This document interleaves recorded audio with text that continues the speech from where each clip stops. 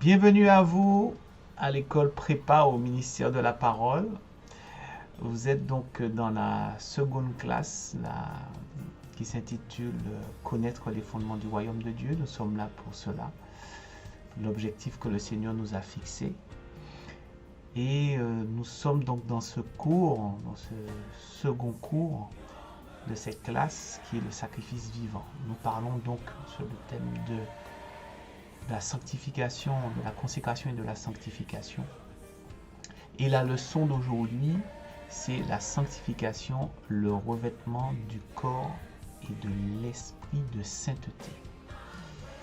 Alors je vous demande encore d'être très attentif et encore de prendre les notes qui sont nécessaires pour la suite, pour pouvoir serrer encore la parole, ne rien laisser tomber et serrer la parole sur votre cœur, dans notre cœur, et que nous puissions la mettre en pratique. Alors, bonne écoute à vous et soyez encore bénis par cela. Voilà, donc nous allons prendre deux versets bibliques d'introduction pour cette leçon. Nous allons prendre Exode au chapitre 28. Nous allons lire du verset 1 au verset 5. Et ensuite, toujours dans Exode 28, nous allons prendre le verset 40 au verset 43. Pendant que vous preniez votre Bible, je vous rappelle que cette leçon fait suite à la leçon la sanctification, l'épreuve du feu de la parole de Dieu, et que nous avons donc reçu encore la révélation que la parole du Seigneur est un feu et que elle nous amène de sanctification en sanctification, ce feu qui consume en nous ce qui n'est pas à la gloire de Dieu et qui laisse paraître la gloire de Dieu, qui laisse paraître aux yeux du monde ce qui demeure éternellement, ce qui est à Dieu, ce qui lui revient de droit. Et que comme Moïse s'est approché du buisson et qui a dit « Me voici », ce buisson c'était lui-même. C'était le peuple d'Israël, Israël, qui doit rester dans la parole. C'était la promesse qui était faite à Abraham aussi, que Dieu fera d'une grande nation la descendance d'Abraham, fera des croyants. Et nous sommes de cela. Tant que nous demeurons fermement dans le feu de la parole ne nous consumera pas. Elle consumera ce qui doit être consumé, qui n'est pas à la gloire de Dieu. Mais nous garderons, nous resterons en Christ. La nouvelle créature que Christ a créée, c'est ce buisson dans le feu et qui ne se consume pas. L'homme spirituel que nous sommes demeure dans le feu de la parole. Voilà, donc prenons donc Exode au chapitre 28 et nous allons lire du verset 1 au verset 5. Fais approcher de toi Aaron, ton frère et ses fils, et prends-les parmi les enfants d'Israël pour les consacrer à mon service dans le sacerdoce. Aaron et les fils d'Aaron, Nadaj, Abidiu, Éléazar, Ithamar, tu feras à Aaron ton frère des vêtements sacrés pour marquer sa dignité et pour lui servir de parure. Tu parleras à tous ceux qui sont habiles et du moins à qui j'ai donné un esprit plein d'intelligence, et ils feront les vêtements d'Aaron afin qu'il soit consacré et qu'il exerce mon sacerdoce. Amen. Prenons maintenant, toujours dans le chapitre 28 de l'Exode, prenons du verset 40 au verset 43. Pour les fils d'Aaron, tu feras des tuniques et tu leur feras des ceintures et tu leur feras des bonnets pour marquer leur dignité et pour leur servir de parure. Tu en vêtiras Aaron, ton frère, et ses fils avec lui.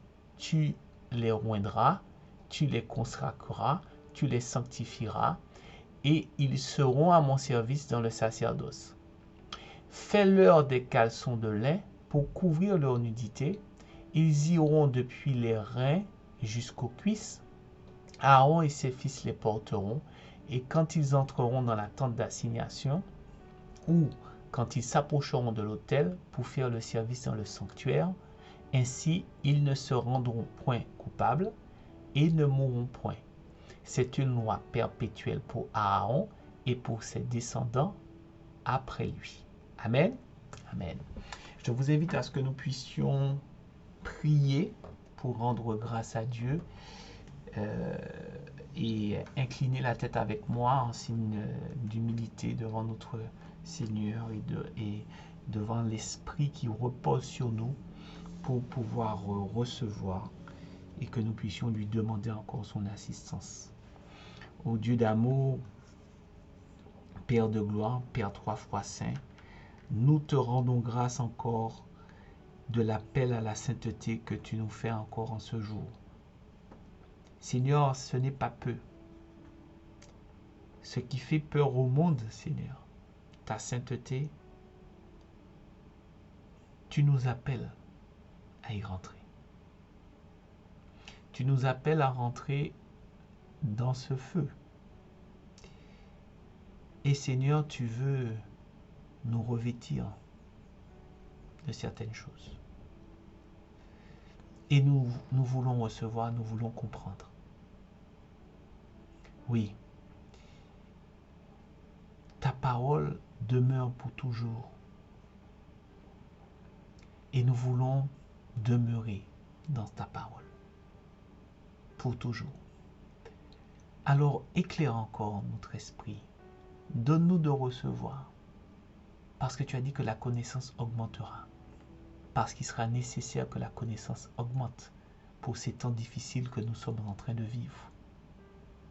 Parce que le péché abonde, mais ta grâce surabonde. Alors merci en cet instant d'amener le renouvellement de l'intelligence pour nous, Seigneur, afin que nous soyons transformés pour ta gloire par ta parole. Sois béni, nous t'avons prié dans le doux et précieux nom de ton Fils Jésus-Christ et pour ta seule gloire. Amen. Voilà. Avant même d'établir Aaron et ses fils dans le sacerdoce, Dieu ordonna à Moïse de leur faire des vêtements sacrés par des artisans remplis d'un esprit d'habileté. Et tout cela pour marquer leur importance et l'honneur de leur rang. C'est pour dire l'importance du vêtement sacré dans le sacerdoce. Oui, parce que tu aurais pu, Seigneur, effectivement, le faire, et puis, et du moins consacrer, et puis ensuite donner les vêtements. Non. Donc Dieu, tu fais les choses bonnes. Et les choses sont dans un ordre. Et aujourd'hui, nous allons encore comprendre cet ordre parce que tu nous le révèles. Selon l'ordonnance de Dieu, les prêtres consacrés ne pouvaient servir Dieu sans vêtements sacrés, sous peine de se rendre coupables devant Dieu et d'être punis de mort. Celui qui porte les vêtements sacrés, il représente Dieu. Il porte la mission de Dieu sur terre. Donc, il porte son nom. Il porte le nouveau nom. La nouvelle Jérusalem. Celle que Dieu a acquise par le prix du sacrifice de son Fils unique. La sainteté de Dieu augmente par la révélation de sa parole et parce qu'on accepte sa parole. Et là, le Seigneur nous parle du vêtement. Celui qui porte ces vêtements-là porte le nom, les vêtements sacrés portent le nom de Dieu. Et Dieu écrit son nom sur nous. C'est ce qui est dit dans l'Apocalypse. Oui. Portera le nom, la nouvelle Jérusalem. Le vêtement porte la marque de l'appartenance et l'autorité conférée. C'est tel qu'un gendarme qui porte l'uniforme et son grade. Vous voyez quand vous avez un camion de 40 tonnes qui est lancé ne serait-ce qu'à 60 km/h, avec l'inertie et autres, c'est immense. C'est comme si c'était un Boeing qui était lancé. Et puis vous avez une petite femme là qui vit au milieu de la route et puis elle lève la main et puis elle dit stop. Elle lève même pas qu'elle dit stop, elle lève tout simplement la main. Et elle dit même pas stop. Elle prend même pas son sifflet pour pouvoir siffler. Non, non, non, non. Elle se tient debout au milieu de la route là et puis elle lève sa main. Et là, le camion il freine. Voilà. Et il s'arrête. Pourquoi? Parce que cette femme, elle porte un uniforme. Et cet uniforme, c'est l'uniforme de l'autorité qui lui a été conférée par la gendarmerie. Voilà. Ou par la police municipale. Ou bien par l'armée. Donc, elle porte un uniforme. Et cet uniforme-là est visible. Donc, celui qui sait que sous cet uniforme, il y a des chars, il y a des avions, il y a des porte-avions, il y a une armée, il y a la bombe nucléaire, il y a toutes ces choses. Il dit, ouais, d'accord, ok, moi je vais freiner, hein, d'accord. Certes, j'ai beaucoup de puissance en cet instant-là, mais devant tout ça, devant ce royaume-là, je vais freiner. Donc, le vêtement, d'accord, là, le Seigneur dit effectivement, et c'est pour marquer dans le sacerdoce le rang, l'autorité, la dignité. Donc, il n'y a pas de service sans le vêtement. Parce que le vêtement va avec le service. Et on va dire plus généralement, le vêtement est le reflet de l'âme de celui qui le porte. Celui qui est en deuil porte des vêtements de deuil. Celui qui est dans la joie porte des vêtements d'allégresse. Alors, selon la prophétie, quand on va dans Isaïe 61, il est dit, celui dont l'Esprit du Seigneur repose, il est dit, je me réjouirai en l'Éternel.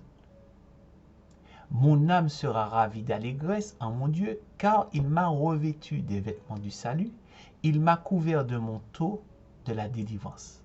Donc Isaïe 61 au verset 10.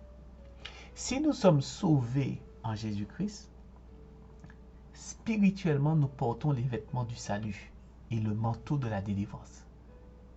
Si nous sommes dans la sainteté, nous portons des vêtements de sainteté. Et si nous sommes dans l'impudicité, nous portons les vêtements de l'impudicité. En somme, le vêtement, c'est l'image de notre corps et de notre esprit spirituellement. C'est pour ça que sur le pectoral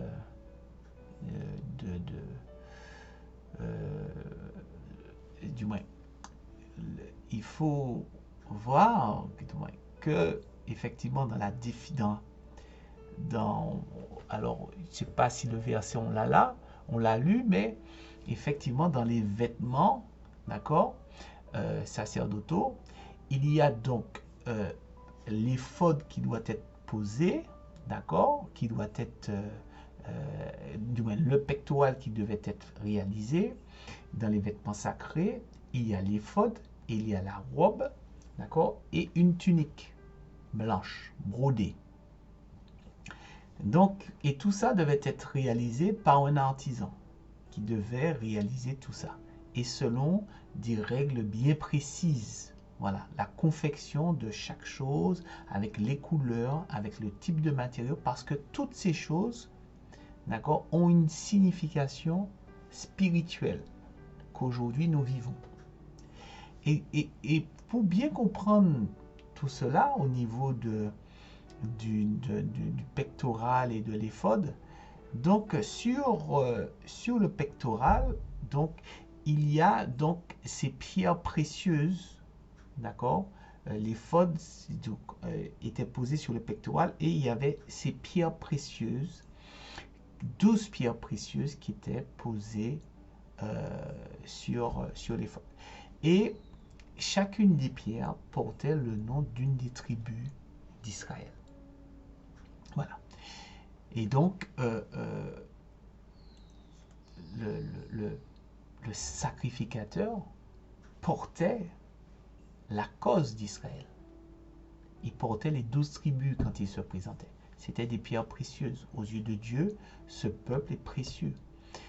Voilà, le peuple de Dieu est précieux, puisque les serviteurs de Dieu sont comme la prunelle des yeux, dit la parole. Donc, ce sont des pierres précieuses et que le sacrificateur, voilà, le saint sacrificateur, portait sur lui, il portait la cause. Donc, non seulement il le portait au niveau du pectoral, mais aussi au-dessus des épaules, d'accord. Il y avait aussi, c'est pour montrer aussi qu'il portait la cause. Alors, mais tout cela devait se porter dans un certain ordre et se porter sur une tunique blanche, brodée. Cette tunique blanche, d'accord, elle est le signe de la sainteté. Parce que le reste, c'est le signe de l'intercession. C'est le signe aussi des prières et puis de la posture, de l'autorité qu'il donnait au Seigneur. Et de là où le Seigneur. Mais en amont, il devait se laver et ensuite enfiler la tunique blanche. Ça veut dire enfiler ce vêtement de sainteté. Et dessus venait l'intercession, la représentation du peuple et l'intercession auprès de Dieu pour l'œil. Mais au départ, la tunique blanche, c'est la symbolique de la sainteté de Dieu. Et que, parce que des vêtements sacrés se portent sur un corps saint, puisque le vêtement épouse le corps. Et le vêtement, c'est spirituellement le reflet, c'est l'image du corps et de l'esprit. D'accord? Donc, c'est pour cela que le sacerdoce, que nous sommes consacrés, et que nous avons donc le regard des uns et des autres, que ce soit des hommes ou que ce soit des démons qui nous regardent. Et il y a un code. Il y a un code qu'ils doivent respecter, puisqu'il y a la loi de Dieu, qui est aussi vraie pour les hommes, qui est aussi vraie pour les démons. Donc quand Dieu dit ne touchez pas à mes oins, il le dit autant pour les hommes qu'il le dit pour les démons. Et comment les démons vont voir que nous sommes des oins? C'est parce que spirituellement ils vont voir que nous portons la marque de Dieu et que nous marchons dans la sainteté. Donc le vêtement, d'accord, ce vêtement blanc est l'image. Et il est bien de rappeler ce lien par rapport à l'apôtre Paul qui parle encore, qui parle par rapport au corps. Parce qu'il explique des choses.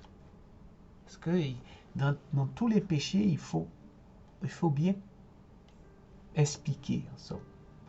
Parce que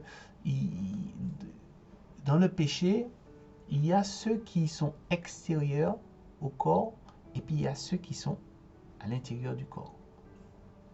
Voilà. Et allons-y. 1 Corinthiens 6, du verset 12 au verset 20. Tout m'est permis, mais tout n'est pas utile. Tout m'est permis, mais je ne me laisserai asservir pas de quoi que ce soit. Les aliments sont pour le ventre, et le ventre pour les aliments. Et Dieu détruira l'un comme les autres. Mais le corps n'est pas pour l'impudicité. Il est pour le Seigneur, et le Seigneur pour le corps. Et Dieu qui a ressuscité le Seigneur nous ressuscitera aussi par sa puissance. Ne savez-vous pas que que vos corps sont des membres de Christ? Prendrai-je donc les membres de Christ pour en faire des membres d'une prostituée? Loin de là. Ne savez-vous pas que celui qui s'attache à la prostituée est un seul corps avec elle? Car, est-il dit, les deux deviendront une seule chair? Mais celui qui s'attache au Seigneur est avec lui un seul esprit. Fuyez l'impudicité. Quelque autre péché qu'un homme commette, ce péché est hors du corps. Mais celui qui se livre à l'impudicité pêche contre son propre corps. Ne savez-vous pas que votre corps est le temple du Saint-Esprit, qui est en vous, que vous avez reçu de Dieu, et que vous ne vous appartenez point à vous-même, car vous avez été racheté à un grand prix. Glorifiez donc Dieu dans votre corps et dans votre esprit qui appartiennent à Dieu. Amen. Il est important d'expliquer sur le péché par rapport au corps. Manger, tu mangeras de l'arbre de la connaissance du bien et du mal. Mourir, tu mourras. Ça, c'est la transcription mot à mot de la version hébraïque de l'Ancien Testament. La version interligne. Manger, tu mangeras. Il fallait que le péché rentre à l'intérieur du corps pour que la séparation soit faite totalement. Pourquoi? Parce que il faut bien comprendre que Dieu nous avons été créés à l'image de Dieu. Et que les autres péchés qui sont hors du corps, ça veut dire que Ève, dès le départ, pas dès le départ, quand elle a commencé à discuter avec le tentateur, voilà, elle a commencé à remettre la parole en question. Voilà. Parce que le tentateur l'a tenté. Bon, alors, donc là, c'est déjà un péché. Voilà. Remettre la parole en question. Voilà. Alors, maintenant, discuter avec Satan, on peut même dire aussi que, mais bon, on ne sait pas. Bon, voilà. Maintenant, on sait déjà que le fait qu'elle ait déjà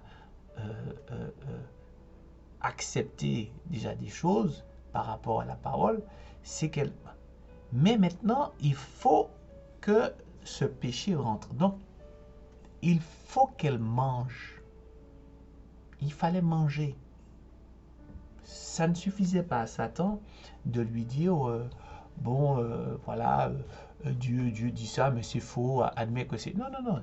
Il faut qu'elle mange. Il faut qu'elle mange le fruit de la connaissance du bien et du mal. Parce qu'il faut que ça rentre dans son corps.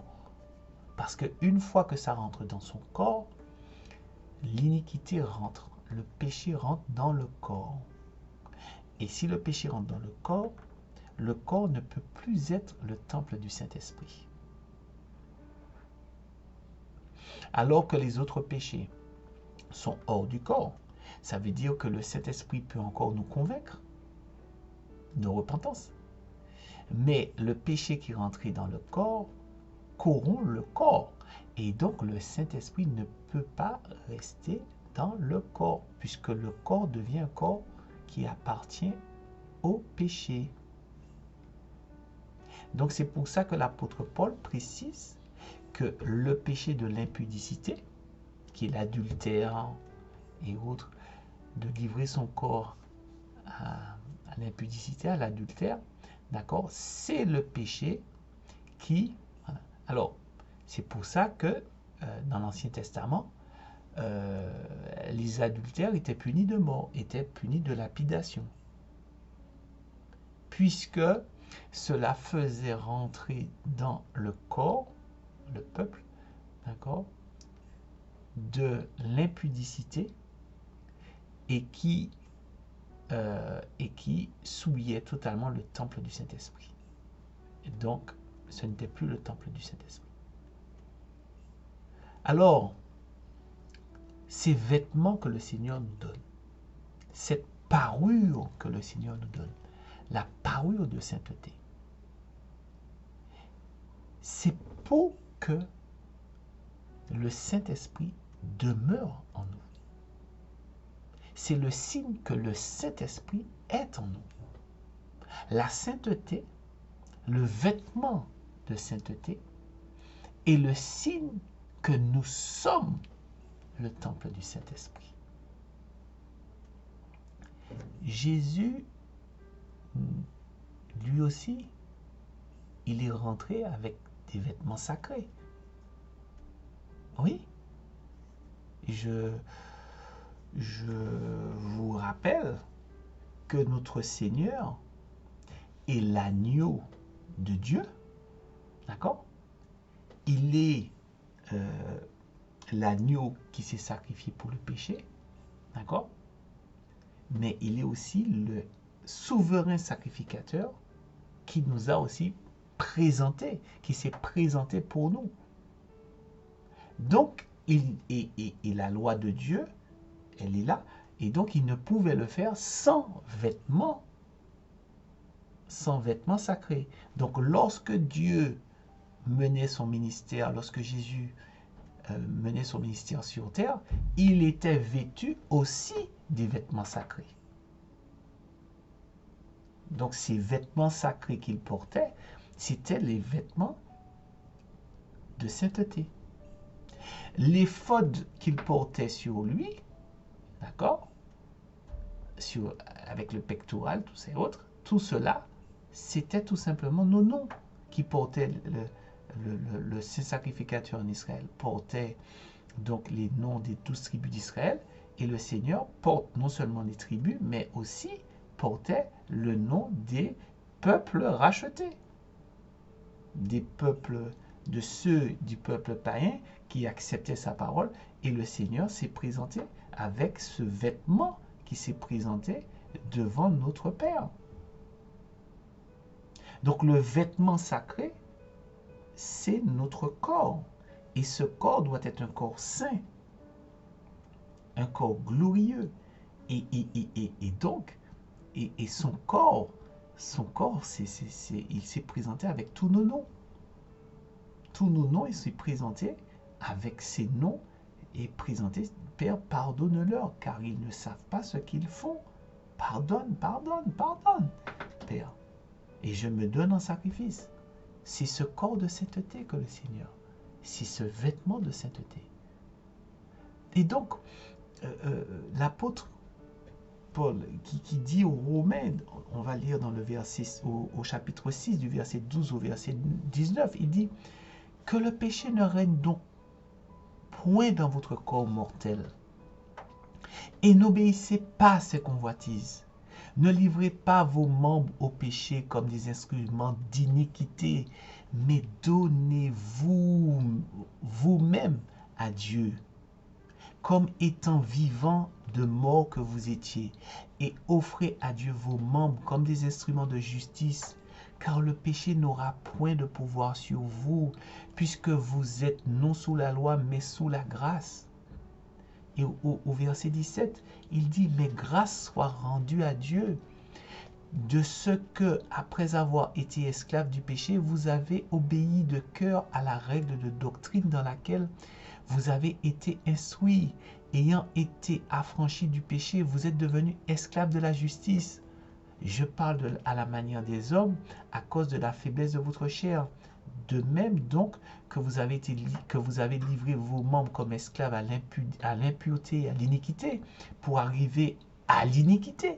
Maintenant, livrez vos membres comme esclaves à la justice pour arriver à la sainteté. Donc, non, mais disons ensemble Amen à cette parole, à ces paroles. Elles sont, c'est pour notre bonheur, ces paroles. Elles sont vraiment à saisir.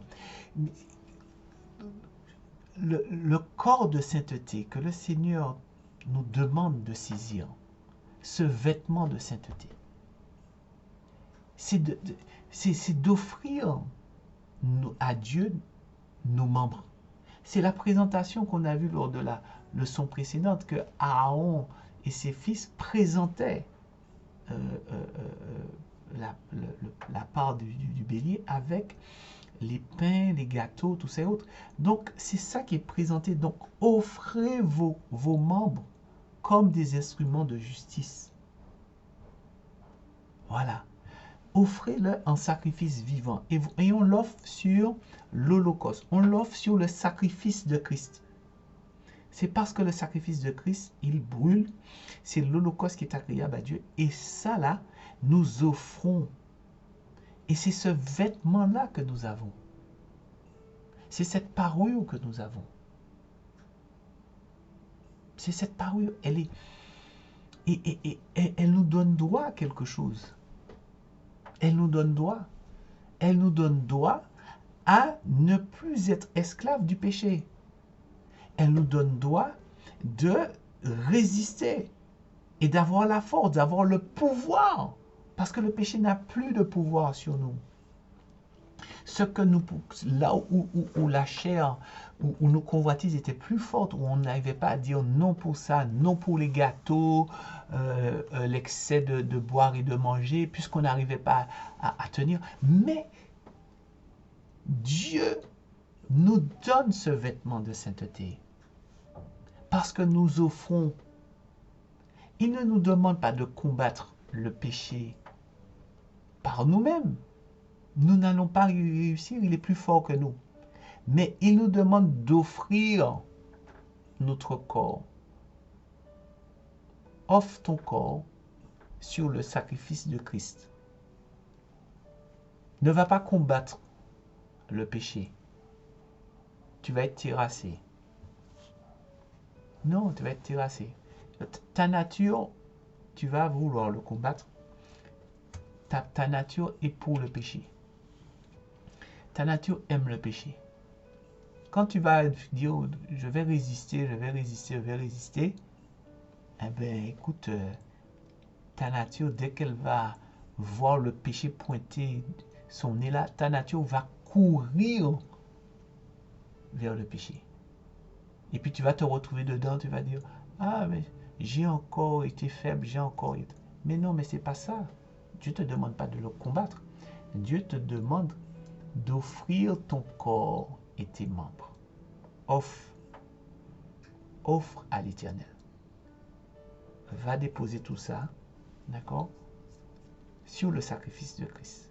Va mourir avec lui, pour renaître avec lui. Et là, tu auras le pouvoir. C'est lui qui va fuir. C'est lui qui va fuir devant toi. Parce que Dieu t'a fait une grâce. Parce que si c'était par la loi, on va dire la loi des hommes et tout ça, on te dit, bon, et je l'ai combattu, donc j'ai la victoire. Mais là, c'est Jésus a combattu, il a eu la victoire, et moi je la saisis parce que je meurs de ce que j'étais en lui pour vivre de ce qu'il est, ressuscité des morts. Et que la vie qu'il me donne, c'est une vie qui est ôtée de l'ancienne vie qui est ôté du vieil homme, qui est ôté de celui qui est faible, de celui qui ne peut pas tenir face au péché. Et je me revais de sa sainteté, de la sainteté de Dieu. Et j'offre mon corps comme un instrument de justice. Parce qu'il est juste que je meure en lui. Et que le Seigneur et que le Père qui verra que je meurs en Christ me ressuscitera. Je ne peux pas au Père, mais par moi-même, mais tu es capable de me le faire, de me donner la victoire en ton Fils Jésus-Christ. En sa mort, je meurs, en sa résurrection, je vis pour être plus que vainqueur. Et alors, c'est pour ça que il faut se sanctifier continuellement. Il faut revêtir de ses vêtements continuellement. Il faut fuir l'impudicité. Il faut le fuir. Alors, c'est pour ça que toute la Bible parle. Quand on parle de fuite, je pense que vous voyez déjà, à travers les leçons, de quelle histoire je parle. Voilà. Il faut fuir. Fuir, ça veut dire qu'il faut prendre ses deux jambes à son cou et il faut courir. Parce que c'est une force, c'est une puissance, l'impudicité. Et Joseph a fui.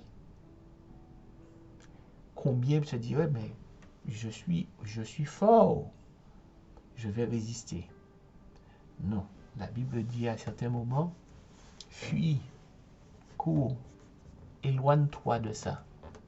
C'est pour te parler, c'est pour t'expliquer que on va t'inviter à te dire, allons dans tel plan, allons faire telle chose. Et juste parler, quelques secondes, voilà et autres, on prend un verre, et je te dis, fuis. Je te dis, fuis, cours, va à l'opposé. Fuir, c'est aller à l'opposé de l'invitation. Hein? Va à l'opposé. S'il te dit, viens, allons prendre un verre, va prier, cours et va prier. Va dans l'église, va dans le temple, cours, appelle des frères et des sœurs, et puis prie. Voilà. Parce que c'est une force, c'est une puissance. Et offre. À ce moment-là, tu dis, Seigneur, j'aurais pu répondre oui, mais j'offre. J'aurais pu aller, mais j'offre mon corps. Parce que je reconnais qu'en toi, c'est là que j'aurai la victoire. Alors je cours me présenter à toi. Et maintenant, au lieu que je passe ce temps-là, montre-moi ce que je peux faire pour ta gloire. Et c'est ça, marcher de sainteté en sainteté. Tu offres parce que tu deviens esclave de la justice de Dieu. Et ça, c'est une symbolique de montrer encore l'esclavage. Mais nous avons la liberté en Christ. Mais l'apôtre Paul précise qu'il parle à la manière des hommes pour qu'ils puissent comprendre que c'est un enchaînement d'amour. Parce que ce sont des cordages d'amour que nous acceptons. Nous attachons. C'est-à-dire que là, l'esclave, c'est l'esclave lui-même, c'est le racheté lui-même qui se rend esclave de la justice. C'est pas le maître qui achète pour avoir l'esclave. Non. Il rachète pour donner la liberté en Christ. Et le racheté se rend esclave. Il s'attache. Il se ligote. Il dit maintenant, non, je suis ton esclave. Parce que je sais qu'au-delà, là, c'est chaud. Voilà. Les ténèbres recouvrent la terre. Donc, de toutes les façons, c'est une puissance, d'accord, que seul en toi je peux demeurer, que je peux vivre. Alors, je me rends esclave de toi.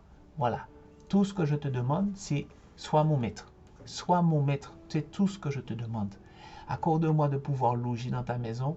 Accorde-moi de pouvoir manger ce que tu souhaites me donner à manger. La place que tu souhaites me donner à être dans tes parvis et autres, quel que soit, l'essentiel c'est que je sois dans ta maison. Que je, voilà, à te servir, voilà. Maintenant, que tu veux me donner plus, il mais j'ai déjà reçu la grâce d'être sauvé, alors sanctifie-moi encore. Et c'est ça, se revêtir des vêtements de justice. Et pour finir, qu'est-ce qu'il est dit en récompense de se revêtir de ce vêtement? Parce que le vêtement de sainteté donne droit à quelque chose.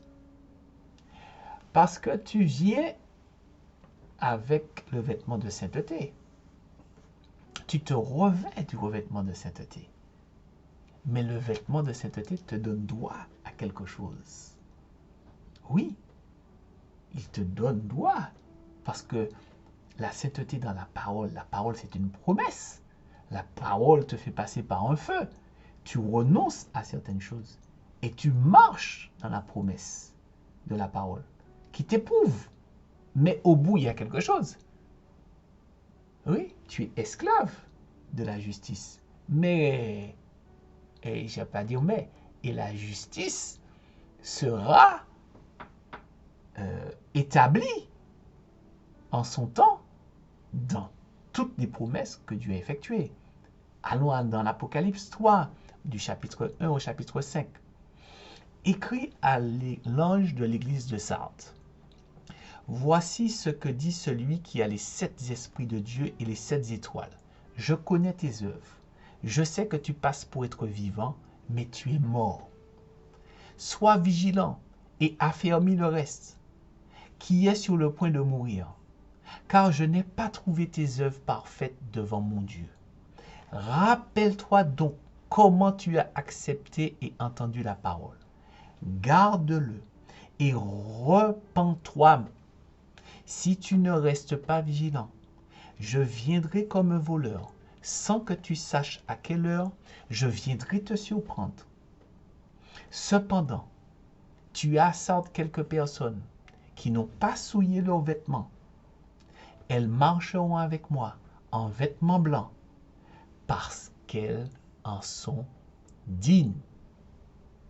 Le vainqueur sera habillé en vêtements blancs.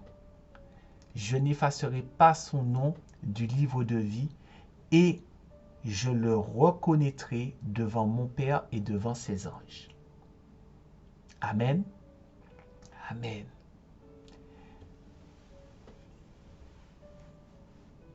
Oui, elles marcheront avec moi en vêtements blancs parce qu'elles en sont dignes. Le Seigneur nous a rendus dignes parce qu'il est digne de recevoir honneur, gloire et louange parce qu'il a payé le prix et nous sommes en lui. Le Seigneur nous a rendus dignes de recevoir la part de victoire qui lui revient parce que nous sommes membres de son corps. Nous marcherons aux côtés de notre Seigneur en vêtements blancs. Oui, parce que nous ne nous sommes pas laissés souiller. Nous avons revêtu le vêtement de sainteté, le corps de sainteté et l'esprit de sainteté. Cet esprit de sainteté et ce corps de sainteté, c'est le corps de gloire et c'est l'esprit de gloire du Seigneur pour accomplir les bonnes œuvres du Seigneur. Oui, ceux qui tiendront jusqu'au bout, qui ne feront pas de compromis avec la parole, qui tiendront jusqu'au bout, ils tiendront la sainteté de Dieu. Oui, jusqu'au bout. Et le Seigneur dit, je n'effacerai pas son nom du livre de vie et je le reconnaîtrai devant mon Père et devant ses anges. Ça veut dire qu'il dit, papa, tu peux laisser entrer. Les anges, lui, vous êtes à leur service, à son service. Oui, parce que c'est le membre de mon corps et il agit en mon nom. Alors, faites. Et c'est pour ça que le Seigneur dit, demandez en mon nom et vous aurez. Donc, Marchons, soyons revêtus du corps et de l'esprit de sainteté jusqu'au bout sans se souiller avec l'impudicité, l'iniquité, le péché. Marchons avec ces vêtements blancs, ces vêtements de sainteté, avec notre Seigneur Jésus-Christ. Ainsi notre nom sera gravé, ne sera pas effacé de son livre de vie. Soyez bénis.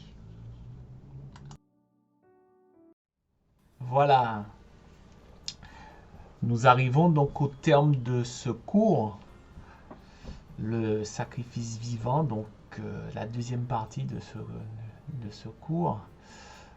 Et je pense que vous avez été richement bénis par cette leçon. Oui, le revêtement de sainteté, notre corps. Alors,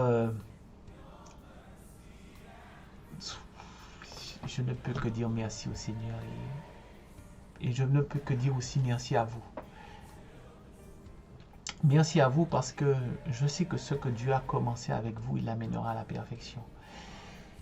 Et ma récompense sera belle, notre récompense sera belle. Oui, parce qu'ensemble nous ne formons qu'un et les fruits qui seront récoltés, nous les récolterons ensemble.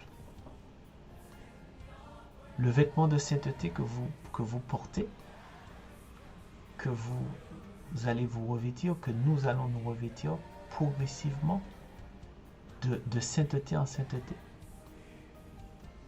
nous apportera des fruits jusque dans la vie éternelle. Alors je vous invite encore à ce que nous puissions prier pour enclencher le processus d'une nouvelle saison de sanctification, de consécration et de sanctification. Et que cette année, que nous soyons dans cette année de structuration, d'autant plus par rapport à l'école, que nous prenions notre place dans le royaume de Dieu, connaître les fondements, donc que le Seigneur nous structure sa base, structure les piliers que nous sommes, et qu'il nous amène encore à grandir, et qu'il nous restitue ce que le voleur, oui, a tenté de nous voler, la sainteté, la gloire de Dieu. Alors, priez donc encore avec moi, afin que nous puissions saisir encore par la foi encore toutes ces choses. Parce que nous voulons maintenant rentrer dedans, les mettre en pratique. Voilà. Et ne pas être oublieux. Ô Dieu d'amour, nous voulons encore élever ton Saint-Nom au-dessus de tout autre nom. Car tu nous as bénis d'une bénédiction toute particulière. Seigneur, tu nous as revêtus de ta sainteté. Et tu nous revêts encore. Parce que tu nous appelles à revêtir, Seigneur. Tu as préparé, Seigneur, ces vêtements pour nous, Seigneur. Oui. Par ton esprit, Seigneur. Tes anges ont travaillé pour pouvoir amener toutes ces choses. Mais au-dessus de ces anges, il y a ton Fils, Jésus-Christ. C'est par ton esprit. Et c'est son esprit qui vit en nous, qui nous amène à saisir toutes ces bonnes choses qui ont été préparées pour nous, pour ta seule gloire. Dieu d'amour, je te dis merci. Ce qui n'était pas possible, qui nous était pas possible de pouvoir saisir, cette sainteté, tu nous l'offres. Parce que Christ a payé le prix. Ce vêtement qui était préparé depuis bien longtemps, que tu avais déjà, Seigneur, donné cet esprit d'habileté. Oui, ce vêtement était là, était dans l'attente. Ce vêtement sacré, ce corps de sainteté, la place que nous occupons au sein de ton Église, au sein de ton corps, nous est réservée. Et c'est notre joie. C'est là que nous nous réjouissons. Nous nous réjouissons par rapport à ça, Seigneur. Sur ce vêtement, il y a, Seigneur, toutes ces âmes. Il y a toutes ces pierres précieuses. Oui. Et nous sommes dans la joie. Mais nous nous réjouissons avant tout de la sainteté que tu nous donnes, de la place que nous occupons en toi. Parce que c'est par cette place que nous occupons, par cette place dans ta sainteté, qui est ton Fils Jésus-Christ, qui est ta parole, qui est un feu, Seigneur, et qui est aussi une eau qui nous lave. Nous acceptons, qui est aussi ce vent qui nous renouvelle. Nous acceptons, Seigneur, toutes ces choses. Alors sois béni encore pour le travail que tu fais encore en nous. De sanctification en sanctification par le Saint-Esprit, sur la base du sacrifice en Christ, la parole de Dieu qui s'est faite chair et qui s'est donnée. Alors merci encore pour toutes ces âmes que tu nous donnes en récompense. Merci avant tout pour notre nom qui est gravé dans ton livre de vie et que tu nous donnes encore de persévérer, de demeurer fidèle à toi dans ta sainteté. Nous t'avons prié dans le doux et précieux nom de ton Fils Jésus-Christ et pour ta seule gloire. Amen. Soyez bénis et je vous dis à bientôt pour la suite, pour les prochains cours, parce qu'il y en aura encore d'autres, parce que la connaissance augmentera. Soyez bénis encore.